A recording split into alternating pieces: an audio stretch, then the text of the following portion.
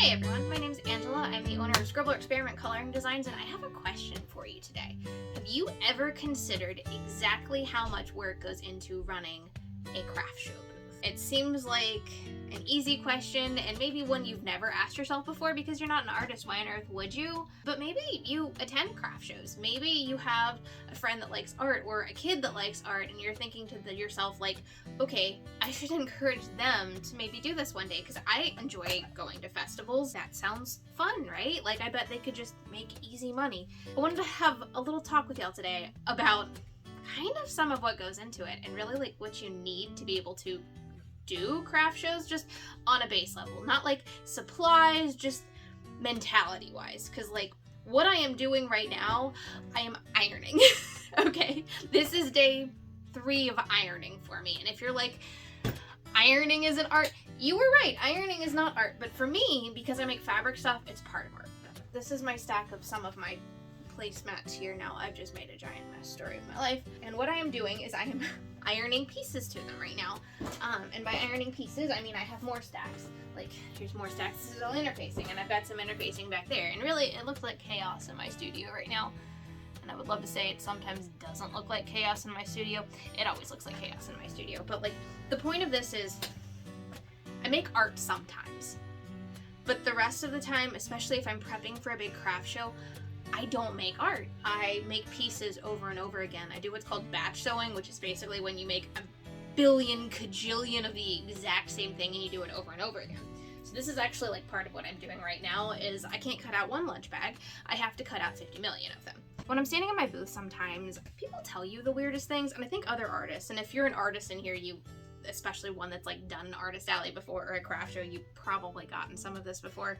Sometimes you get people and they're like, oh, I could go buy this at Walmart. Well, no, you couldn't.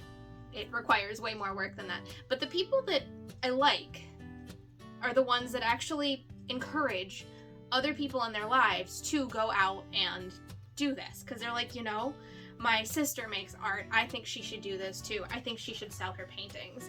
Oh, my mom loves to sew. She makes these really cute bags. Sometimes she sells them to friends, but I think she could really find a market in this. Or like, my kid really likes drawing. I bet they could do exactly what you're doing and take your job one day. Okay.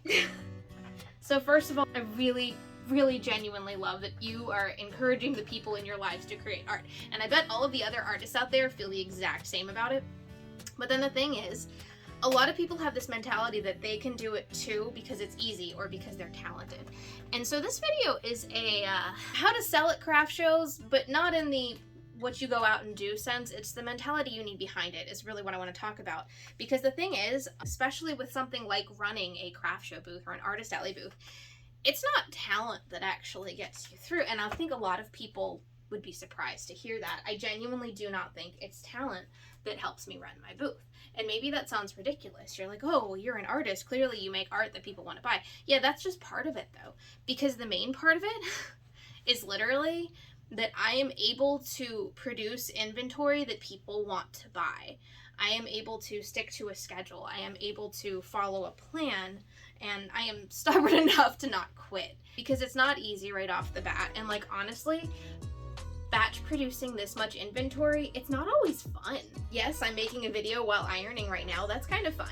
But like, honestly, there are some days you're like, I have done the same thing 50 million times. But for me, this is my main source of income. Therefore, like, I have to be able to make those. Otherwise, I'm not going to have anything to sell. If you're looking at like, say your kid, because I'll have a lot of people bring their teenagers into my booth, which is great.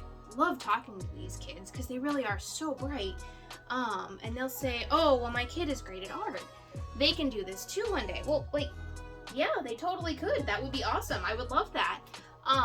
But like, you're telling them they can do this because they're talented. You need to tell them they can do this one day because they're willing to work hard. Because there's no... talent is not going to like magically like make something happen. It's not going to pull all of this together. It's not going to pull the design elements of a booth together. It's not going to figure out what inventory you need that will actually sell. That's all trial and error. The other thing mentality wise you really need to be able to do this is kind of a thick skin, because here's the thing, it's not even that you're waiting around for people to like tell you mean things about your art, which I guarantee, and any other artist out there will also tell you, like, eventually someone will tell you something mean about your art and you're just going to have to be like, Why? Because what do you do? Granted, I will say I have kicked people out of my booth before, just because like there's like a certain level of rude that's not intentional rude, and then there's a certain level of rude you're just like, you can go someplace else. This is my happy space. But like you do have to have kind of a thick skin, because you can sometimes do this thing and you're like, oh, this item will sell really well in my booth. You can work really hard on it and it completely flops. And you put it online and it flops there too. And you keep trying and remarketing and it just doesn't work. And here's the thing, if you don't have a little bit of a thick skin, that kind of hurts. You know, like it hurts having something sit on your shelf for that long. It hurts to know that something you put time and effort into didn't work. Or it hurts when people say, oh, I see you have this in your inventory. Well, I don't like this, but if you did it this way, I would like it. Well, what do you do with that information? You can't make everybody else happy all of the time. You've got to make everybody else happy some of the time, but like you can't just make inventory because someone told you to. What if you're not inspired to create that thing? I mean, that's hard too. And that's honestly like, you would think that recommendations from customers would be easy to hear, but sometimes as an artist, I feel like those recommendations are harder to hear, because the thing is like, they tell you in your brain that the thing I already made isn't good enough. Does that make sense? And I think the thing you made is good enough. It's just different than what they want. I very much learned that the word different is really like the key here, because you have to be willing to change. Sometimes you have to be willing to do different ideas than you originally thought you were going to do. And that just, it requires you to be able to change your mind sometimes, or to be willing to explore new things and then work hard at making them work. Because this right here, this isn't creating art, as in like I'm slapping paint on a canvas. This isn't creating art in a form of self-expression right now. This is creating fun objects that I know you, the customer, are gonna love. But this isn't that artsy part of art that talent is going to get you through. All of those comments, they're not like that artsy-fartsy part of art that talent is going to get you through. So I would completely encourage anyone to consider running a craft show booth one day. Like, I love doing this. I love going out. I love meeting new people. I love meeting other artists, other vendors. It's just the bomb to me. Like, it's just so much fun, but it's work. And I think most of those other vendors will also tell you that it's not talent that keeps their booth running. It's literally their ability to work hard, their ability to persevere, their ability to push through. For me, it's a lot of stubbornness. I refuse to quit.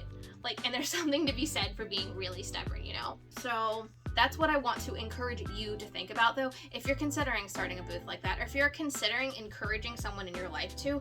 The other thing is, like, when I say this isn't all talent, this ability to run a business, it's not. So if you have someone in your life that loves art, but they're like, but I'm not talented at art, that doesn't mean you can't have a successful business. That does not mean that there are not some like craft show businesses or art businesses out there that are not learned skills versus born like artistic talent, okay? You have to understand that all of us start somewhere, and all of us have our own talents that we can utilize and we can make better and we can hone to become something better. So like, that hard work, that perseverance, that, I mean, like stubbornness on my part, that's what gets you through. And if you really want to do it, I believe in you. You can totally do it if you want to do it, all right? So I just wanted to encourage y'all today to, I don't know, think about it a little bit. And I guess maybe when you go to a craft show the next time, when you go to an artist alley, maybe you, even if you're not considering starting a booth yourself, maybe you can look at those booths a little bit differently, just to kind of understand, wow, that person is talented, but also that person worked their butt off. They worked their butt off to make this thing happen, and here they are standing in front of me. And it does kind of give you a new respect for those artists sitting there behind those tables and selling you their goods, because they are talented, they are amazing, they are inspiring, but also they just work their butts off. And I think so many people have this perception of like artists being like, oh, kind of lazy and they just don't do any work. And it's actually the exact opposite.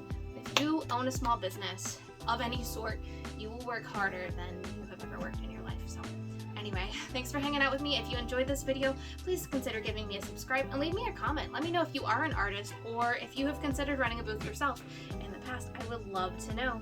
Thanks, y'all.